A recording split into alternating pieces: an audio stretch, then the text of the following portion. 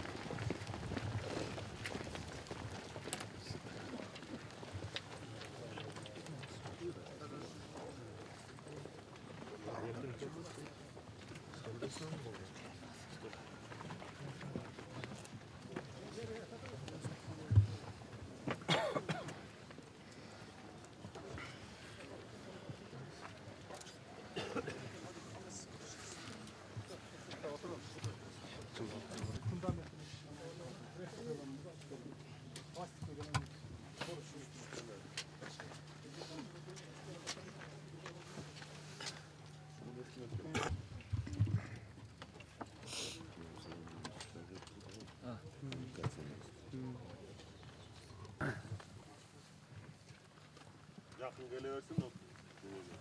20 çoğun kişiler, 12 pensioner kişiler üstü alıp ketip atat. Бұл эми ошогомун акыркы узатуу сапарында турабыз. Бұл кайгы бир эле сиздердин кайгы эмес, жалпы кыргыз элинин кайгысы. Ушул акыркы узатуу сапарына Кыргыз Республикасынын президенти урматтуу Куранбек Селиевич Бакиев келип отурат.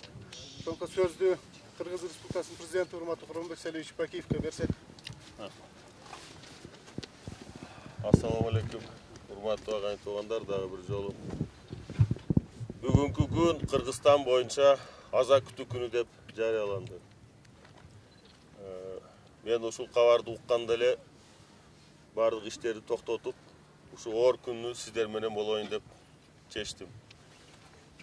Эми урматтуу Нура айылдын тургундары бул жер түтүрөөнү алдын ала айтыш мүмкүн эмес. Адистер айтып атпайбы? 2009 жылы болушу мүмкүн, 2010 жылы болушу мүмкүн деп. Эми ал прогноз.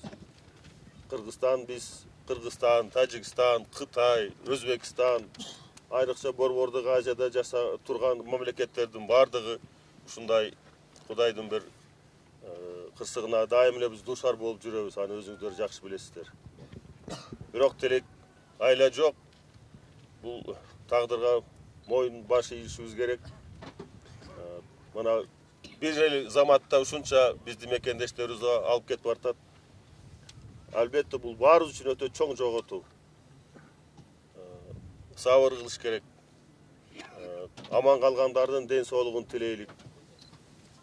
Эми бу өкмөт жагынан тиешелүү мына мен менен бирге келген министрлердин жетекчилери булардын бардыгы тапшырмаларды алып, тиешелүү чараларды көрөбүз.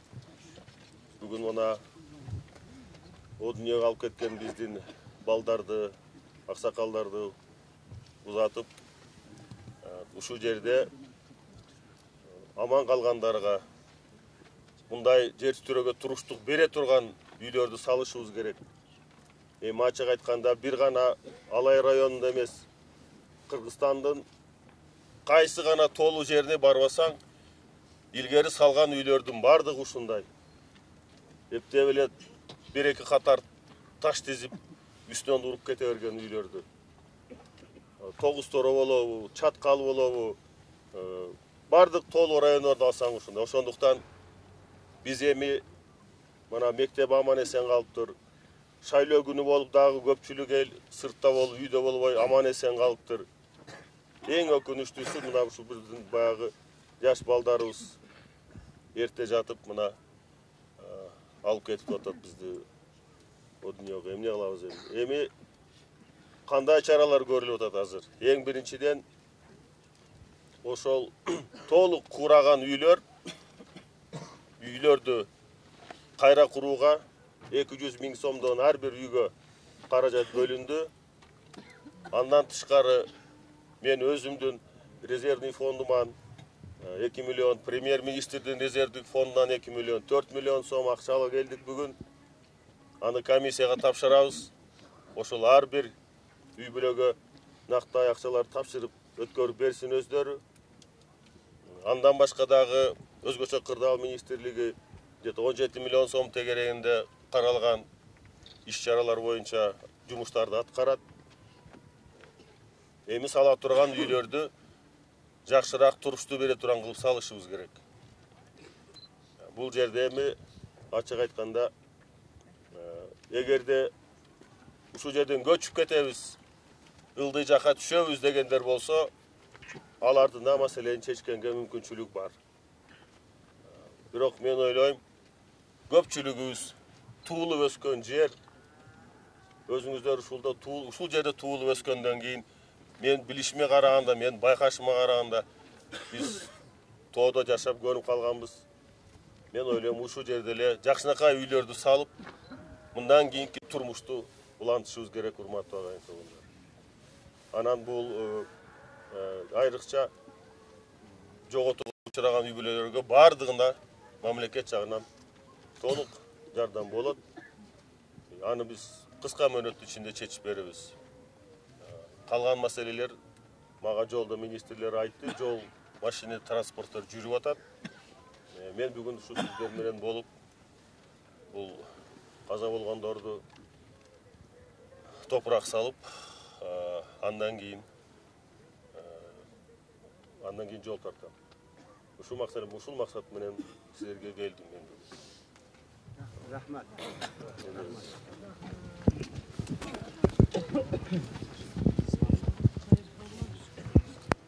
Тынчылык заманды берсин, мамлекет тынчылык болсун, мында кыздар башка бол болсун. Аллах Таала ушул жерге кашырып баарыбызга денсаулык берсин. Жана мына президентибизге Аллах Таала иштерди нажаттарды бере берсин. Ошол биздин ийгиликтерибиз бирок болсо. Көз бура айылы ушундай бир кырсыкка учурадык. Бул панданын башына бул окшогон иш келбесин. Ушул мына бул зданиянын ичинен чыксак эч нерсе көрүнбөйт. Только тупурак. Ушул жерден баягы өзүбүздүн ориентир боюнча үйлөрүбүзгө жүгүрүп барып, ушу үнү чыккан жерлерден бала чакаларыбызды сууруп чыктык. Ошол учурда биз ошентип кичине бир баягы айыл коңшу колоңдорубуз топтолгон учурда мына ушул заставанын немелери келди. Начальник заставалар келди солдаттар менен. Булар менен бирдиктүү таң аткыча иштедик. Мына комендантура бардыгы келип алышып туруп, буларга да чоң рахмат. Эки ушул таң атып ат электе мына ушул ОПКда мына ушул немелер сразу ушул эшикте калган балдарыбызды, аялдарыбызды сразу таможняга ошол жерге апарып жайгаштырды түнү менен. Анан ушул Алай районунун администрация, областтык администраторлор ушул учурунда келди. Биздин бөйрөгүбүз бөксөрүп, ушунчалык жаман акыбалда турсак, ушул областтык администрацияда, райондук администрациялар МЧС убагында келип бизди ушунчалык путубузга пут, колубузга кол болуп, ушу бизди кичине кармап калды. Анан Курманбек Салиев сизге дагы чоң рахмат, ушинтип элибизден, калкыбыздан кабыл алган үчүн. Жалпы эл, жалпы калайык панданын башына бул окшогон неме түшпөсүн. Калкыбыз аман болсун. Ушу калган калкыбыз ушу аман болойлу. Ушу Курасам, мына могу жерде застава пост турат. 2 километр экен айырмасы, эчтеке болбоптур. 2 километр бул жагын эчтеке болбоптур. Бул жанакы эпицентр так ушул жерге туш келиптир да, мына биз турган жерге. Бул эми тагдыр туугандар, эми эмне кылым? Айла жок буга, эч биз муну бир гана баягы баш ийип гана Кудай деп, мындан кийин Кудайдан жакшылык, аманчылык тилешибиз керек. Башка жок экен да. эмне кылабыз? Ушу мүнөт дагы титиреген жок. 5 секундтун ичинде ушинтип ударып таштады. 5 гана секунд. Ушу 5 секундтун ичинде ушул кырсык болду да. Бирок мен жана айттым, мындан кийинки мына эми сала турган үйлөрдү, урматтуу агай туугандар. Эми бүт эрежеси менен, бардык эрежеси менен, фундаменти менен, бышыгыш менен жакшынакай кылып салайлык. Жакшынакай кылып салайлык. Коркпой, үрпөй турган болуп жашай турган бололу ушул жерде. Мунунда эми биз эмес, муну ата бабаларыбыздан калган үйлөрдө булар. Бул я эми катуу болду да 8 балдан ашып турса кетет да. 9 бал, 8,5 бал болду. 8,5 болду. 8,5 болду. 8,5 болду. Катуу болду. Ошондой болду. Көтөрүп туруп эле жолдорду көрбөйсүңбү, жаракасын кеткен. Демек, туура айтып атасыз, мындай көтөрүп андан кийин таштаган кыска мөөнөттүн ичинде эле.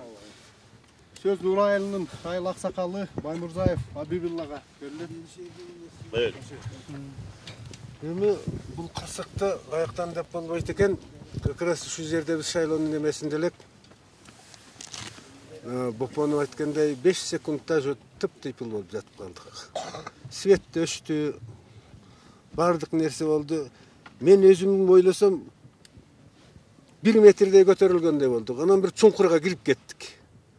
Анан оказывается ондой болбой эле мен пол түшүп кеткенбейм десем, бул тебетейим калган экен, кирсем тебетейим эртеси жыңалбаш жүрдүм таң аткыча. Бала чакамды издедим, олорду суруп чыктык. Андан көрсө пол түшпөй эле ошо вертикальный болгон экен жер титирөө. Кандайдыр бир бийиктикке көтөрүп анан кайтып түштүк. Мен пол түшүп кеткенбейм десем, бул целый экен.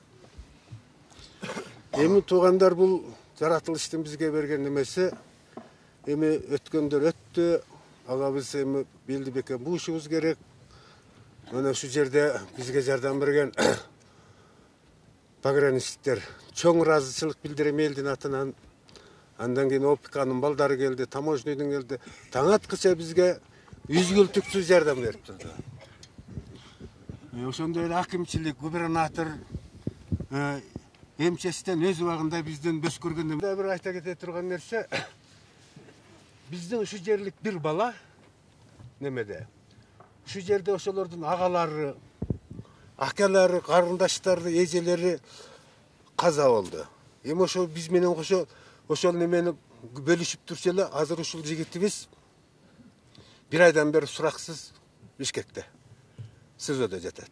Өзү милиция. Эми ошол биз менен бирге ошо агаларынын, эжелеринин, абаларынын кайгысын бөлүшө албай неметип турат. Ушу 4 жолу сизге кайрылдык элек, андан ответ болбоду. Ушуну бир жакшы неметип койсоң.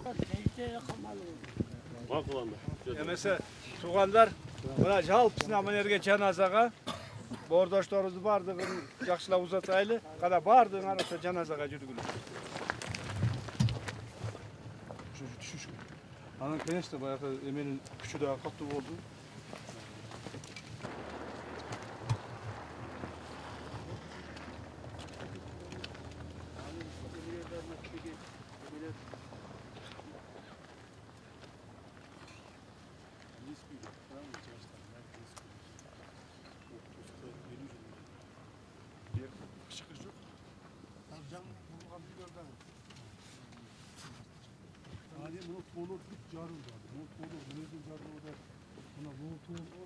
Жагынан көрүнөт.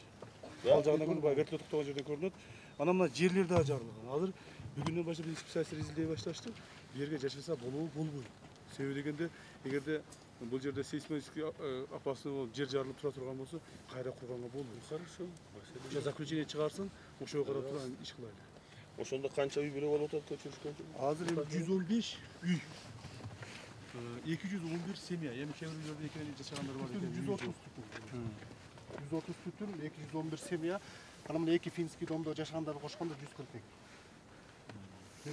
Жанакы кайсы Кара Суу районунда Кара Суу районунда чек Кайрагач деген айылдан биз алдын ала изилдеп туруп азыр 15 гектар жерди даярдап койдук.